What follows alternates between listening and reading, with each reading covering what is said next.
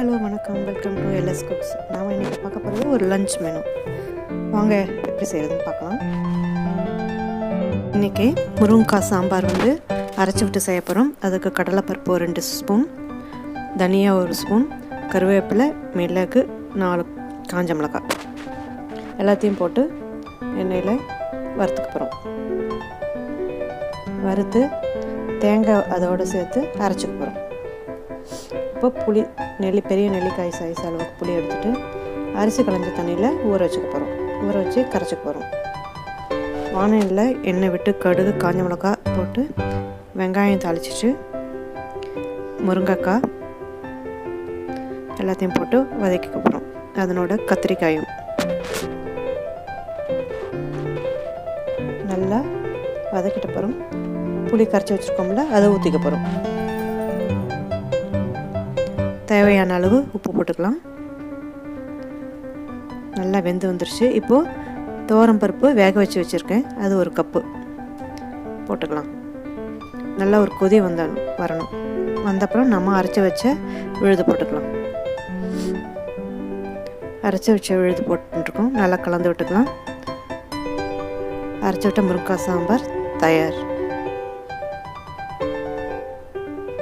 இப்போது ரசம் செஞ்சுக்க போகிறோம். புளி கரைச்ச தண்ணியில் உப்பு போட்டுக்க போகிறோம். இதன் கூடவே தக்காளியும் கருவேப்பிலையும் சேர்த்துக்க போகிறோம்.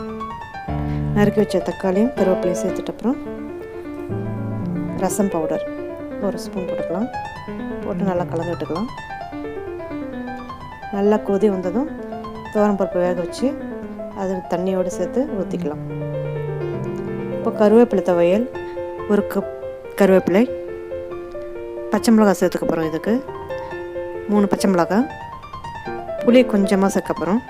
சின்ன நெல்லிக்காய் அளவு, உப்பு தேவையான அளவு. இதை அரைச்சிட்டு வந்துடலாம். இப்போ வானலில் எண்ணெய் விட்டு கடுகு, காஞ்ச மிளகாய் போட்டுக்க போகிறோம். பெருங்காயத்தூள் கொஞ்சமாக சேர்த்துக்கலாம். கடுகு பொரிஞ்சதுக்கப்புறம் அரைச்சி வச்ச கருவேப்பிலை விழுத்து சேர்த்துக்கலாம். இந்த துவையல் நல்லாயிருக்கும், ரொம்ப நல்லாயிருக்கும். சாதத்துக்கு பிசைஞ்சு சாப்பிட்டா ரொம்ப அருமையாக இருக்கும். நல்லா சுருண்டு வந்துருச்சு. இப்போ இறக்கிடலாம். கருவேப்பிலை துவையல் ரெடி.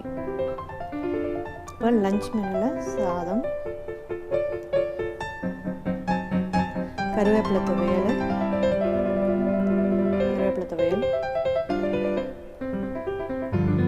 ரசம், டால்,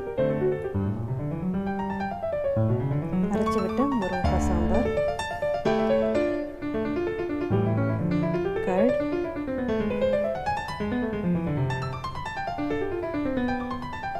காராப்பந்தி. அருமையான ஹெல்த்தியான ரெசிபி.